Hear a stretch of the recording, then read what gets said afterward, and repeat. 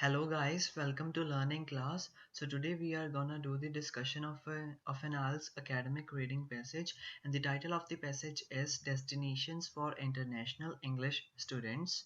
So here we have the passage with us, and first four are the questions, and it is given a table, and then 4 to 9 are list of headings, and then 10 to 15 are true, false, and not given. So let's begin without wasting any time. First question.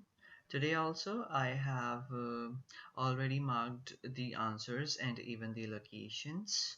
So now let's begin with the first question. I would only tell you that how the answers came.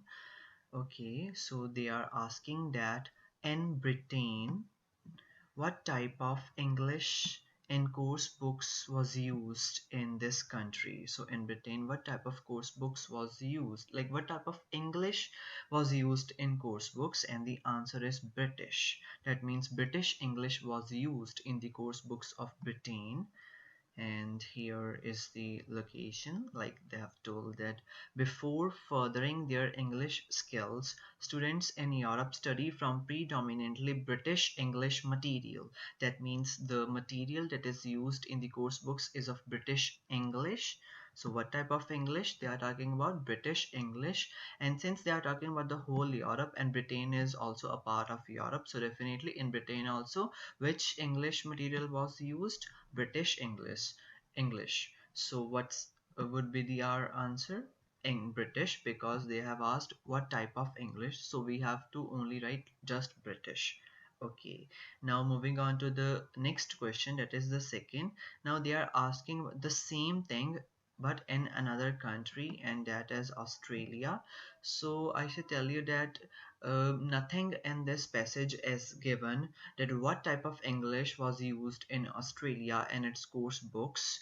So we have to write not given, as they have written in of New Zealand and Canada. So in the whole passage they have told that in the US they use American English, and Britain they use British English. In Australia, New Zealand and Canada they have given no information. So as assuming that they have written New Zealand and Canada's answer not given, we should also write Australia's answer number 2 not given. So this is the answer not given of second question. Now let's see the third question. Now here they are talking about the student heterogeneity. Heterogeneity, like you can say diversity. So the country which is the most diverse in terms of like students, like in that country students from different countries come to study. So like that country has the most student diversity, and that is the most heterogeneous. They are marking 1 for the most heterogeneous country and 5 for the least heterogeneous country. That means you can say it is the most homogeneous country. Like number 5 is for those countries where students come from very less other countries. So like the student diversity in that particular country is less, so definitely it is the least heterogeneous and most homogeneous, and that is marked 5. Now they have marked US as 1, Britain as 2, Canada as 5, and New Zealand as equal 3. So 3 means like it is like same type of students, neither it is moving towards heterogeneity nor towards homogeneity. It has like same you can say mixture of students, like students are like in same number from different countries. So in New Zealand the answer is equal 3. Now let's see what in Australia. What about Australia's heterogeneity? So here in fifth paragraph, first line, they are saying that Australia and New Zealand have roughly the same mix of students in their language classrooms. Like both the countries have roughly the same mix of students. So same mix, that means it is neither shifting towards heterogeneity nor towards homogeneity. It is like equal same mix of students in both Australia and New Zealand. And since they have written in the column of New Zealand equal 3, we can also write the answer of the third question equal 3, or we can just write equal. Both the answers would be correct. So our table is over. Moving towards the questions 4 to 9, that is the list of headings. Okay, they have given an example of paragraph 7, and that is E, which means E option is excluded. E, that is conclusion, it is for 7th paragraph. We do not need to consider E option for our questions 4 to 9. So now the fourth question, paragraph first, the heading is G. G means student destination. So like in the first paragraph they are talking about the student destinations, like what are those countries where students like to go to for their further study. Okay, in the first paragraph, let's just see. At any given time, more than a million international students around the world are engaged in the study of the English language in a predominantly English-speaking country. The five most popular destinations in order of popularity are the US, Britain, Australia, New Zealand, and Canada. So they are talking about the countries where students like to go the most in order of popularity. Like US is the most popular country where students like to go, and then Britain, then Australia, then New Zealand, and then Canada. So these are the student destinations that they were talking about, and definitely answer is gonna be G, because G in G option it is written student destinations. Then paragraph second, it is C option, reasons for the choice of destination. Like in the first paragraph they told what are the destinations, and now they are telling why they want to study in those countries, why they want to go to abroad for their further study. So let's explore the second paragraph. Okay, from the very first line, they are talking that numerous studies conducted in Britain and the United States show that the country of choice. So, why they would want to choose a particular country? So, it depends. That means they are talking about the reasons for choosing a particular country. So, the country of choice depends to a large extent on economic factors. So, economic factors are the one reason. They have explained that while this should not provoke much surprise, careful analysis of the data suggests that students and their parents are most influenced by the preconceptions that they have of the countries considered for study abroad. Like they have some kind of preconception in their mind that this country is, suited better for study, and this is not. So like they are most students and as well as their parents are most influenced by their preconceptions that they have of a particular country, so which in turn influence the amount they or their parents are prepared to outlay for the experience. So this is like the economic factor they were talking about earlier. Like due to this preconception they fix the amount that they want to spend on the study, the students or parents want to spend on their child's study. Okay, the strength of international business connections between countries also gives a good indication of where students will seek tuitions. Like if two countries have good business relations, then also students of that one country would like to go to that another country for study purposes, they are saying. So this is also a kind of reason they are talking about, a factor that is important.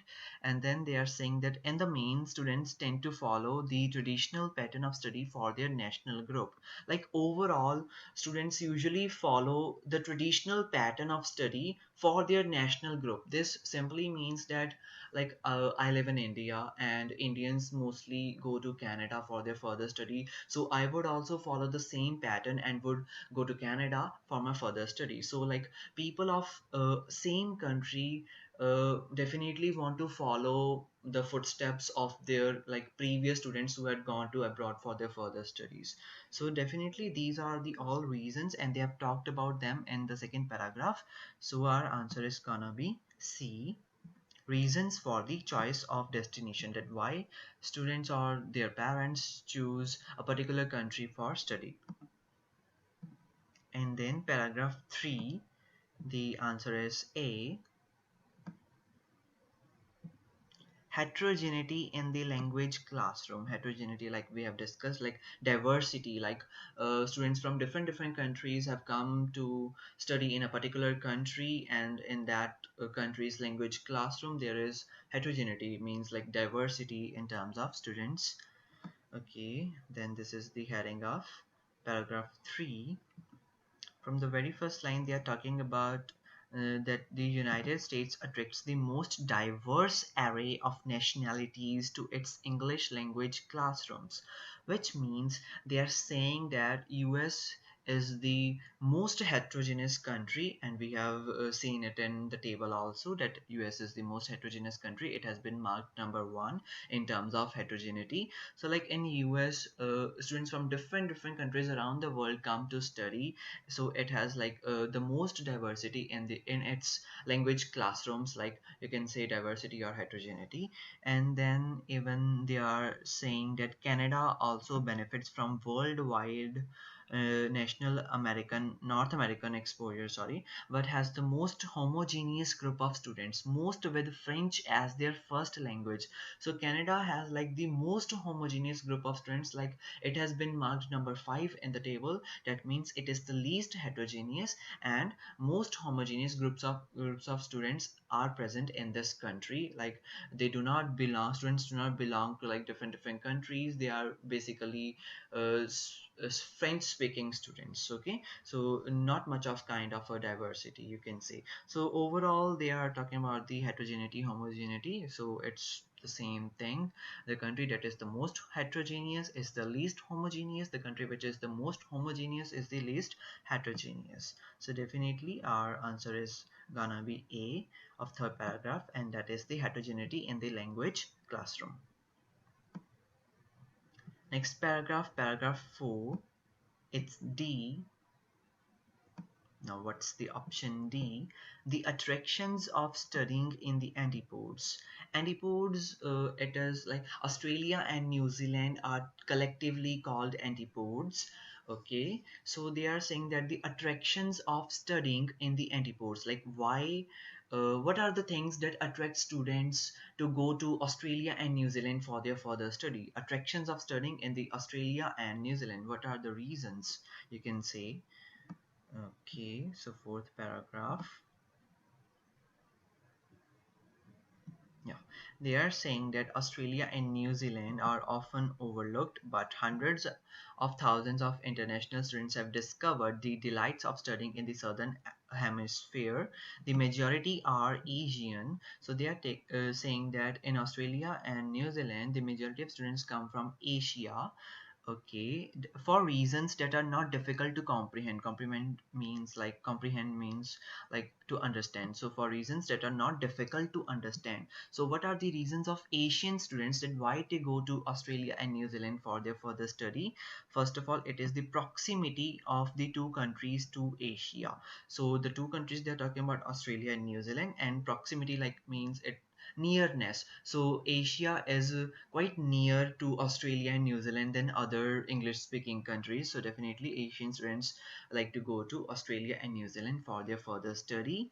And then they are saying the comparatively inexpensive cost of living and tuition, like in Australia and New Zealand the cost of living and tuition is relatively inexpensive. It is quite cheap than other countries, and perhaps of most importance to many Asian students whose English study is preclude to tertiary study, the growing awareness that courses at antipodian universities and colleges are often exceptionally high standard, like the courses which are at Australia and New Zealand universities and colleges, they are of a very high standard. So all of these are the reasons, why students choose Australia and New Zealand for their further study. So definitely our answer is gonna be D, attractions of studying in the antipodes.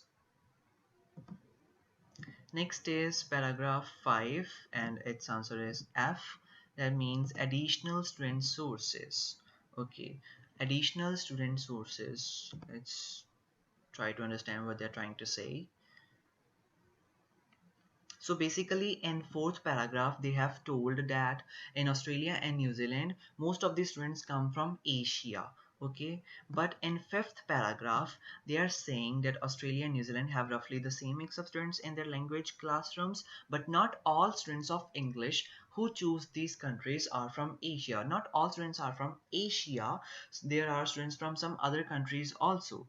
So they are talking about the additional sources, student sources, like there are countries other than Asia from where students come to Australia and New Zealand for their further study. So let's see what are those countries. The emerging global consciousness of the late 20th century has meant that the students from as far as Sweden and Brazil are choosing to combine a taste for exotic travel with study of English down under and in the land of the long white cloud. So they are saying that besides Asia, students from Sweden and Brazil are also going to Australia and New Zealand universities and colleges for their further study. So definitely it means that additional student sources, which means that there are additional countries despite from Asia from where students go to antipodes to for their study.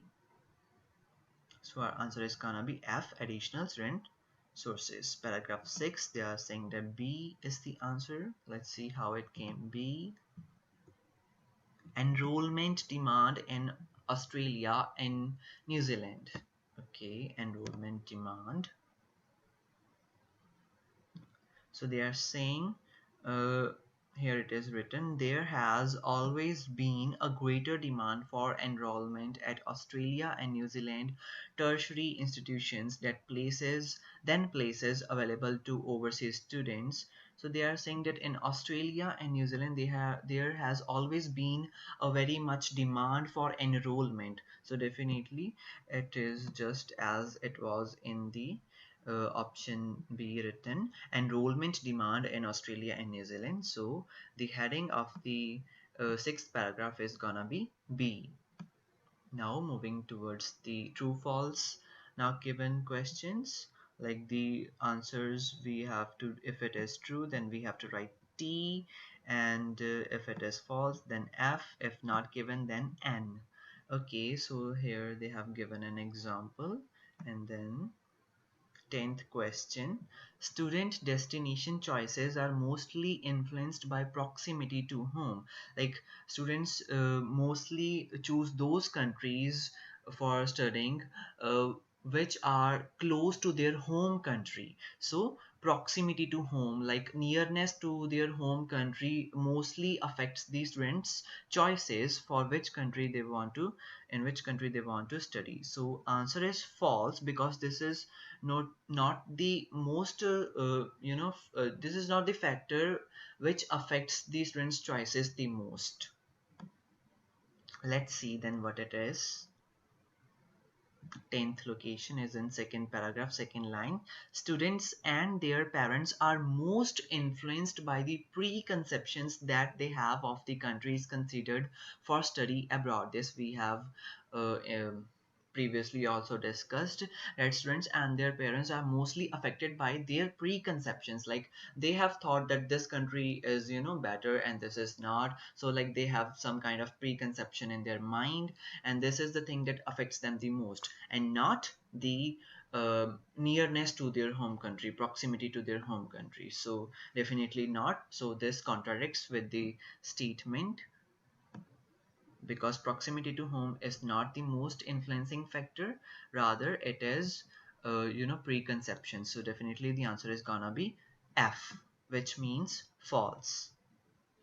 11th question. Students who wish to study business will probably study English overseas. The answer is N, because there is no mention about students who wish to study business in the reading passage, and definitely not that those students who wish to study business will probably study English overseas. So there is no mention of any kind of like this. So definitely our answer is gonna be N, and that is not given. Now 12th question. Students of the same nationality usually make similar study choices. This I'm also able to recall that this we have studied, somewhere in the reading passage, that students who belong to the same country, they make similar study choices. Like if the students of one's home country, usually go to some country, some particular country for studying, then the students who like in the future go to abroad for their further study also make the similar choices of choosing that particular country where the former students have gone, from their home country. So definitely the answer is gonna be true, we know that, but at least we should mark the location and see how it came, you know Okay, here in second paragraph, last line, in the main, students tend to follow the traditional pattern of study for their national group. So this is the location and we have discussed it earlier also. So definitely the answer is gonna be T. That is true. Now the 13th question. English language classrooms in the USA have the widest range of student nationalities. Like you can say that US has the most diversity in terms of students nationalities. Like students from different countries come to US for their study, and US language classrooms has the most heterogeneity, or you can say diversity. This also we have read somewhere in the passage. Let's see. 13th question. Here it is, paragraph 3, first line. The United States attracts the most diverse array of nationalities to its English language classrooms. So this clearly means, and it clearly agrees with the statement that says that student language classrooms in US have the widest range of student nationalities. It's the same thing, only diversity, heterogeneity, widest range. So definitely the answer is gonna be T, true. Okay, then next question. Standards at Australian and New Zealand tertiary institutions are improving. That Australian and New Zealand tertiary institutions, their standards are improving. Answer is N. Let's see why it is N, not given.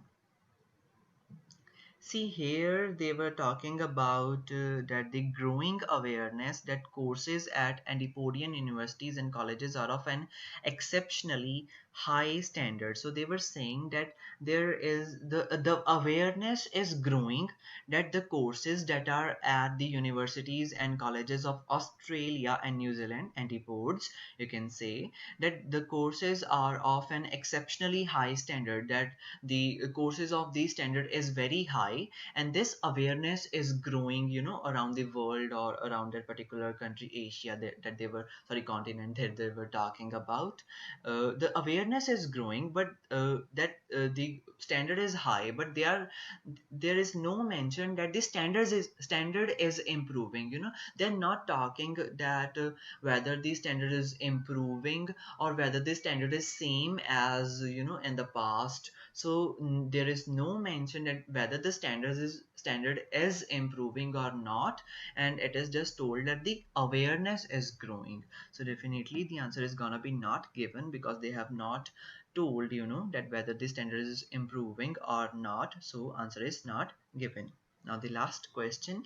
Despite the 1990s Asian economic crisis, Asian students still dominate the English language classrooms of Australia and New Zealand. I remember that we read somewhere in the passage that in the Australia and New Zealand, majority of students come from Asia. So like the Asian students dominate the English language classrooms, of Australia and New Zealand. But despite the 1990s economic crisis in Asia, they still dominate. So this information we have to locate in the reading passage. The answer is true. So here they were talking about that the majority are Asian, okay, in Australia and New Zealand, like the Asian students dominate in the Australia and New Zealand. Okay, then they were talking about here somewhat Asian economic downturn, and then here also they have said that 15th question location exactly is in 6th paragraph, first line. Nor have the economic problems in Asia. So which particular economic problems they were referring to? Asian economic downturn in the 1990s. As they have said in the statement, economic crisis, economic problems in 1990s in Asia.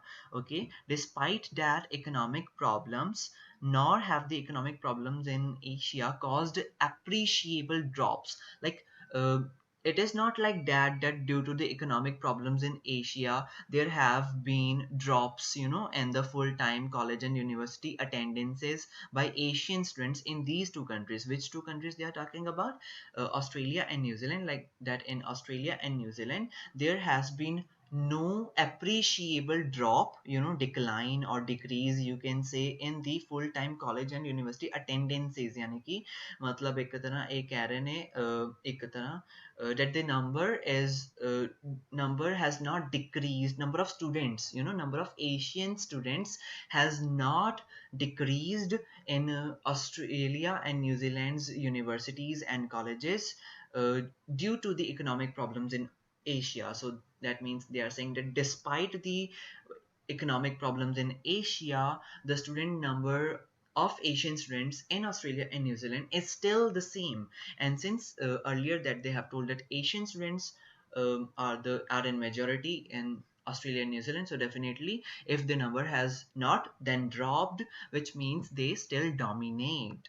So answer is gonna be T. That means true, that despite the 1990s Asian economic crisis, Asian students still dominate the English language classrooms of Australia and New Zealand. So with this, the discussion of this reading passage is over.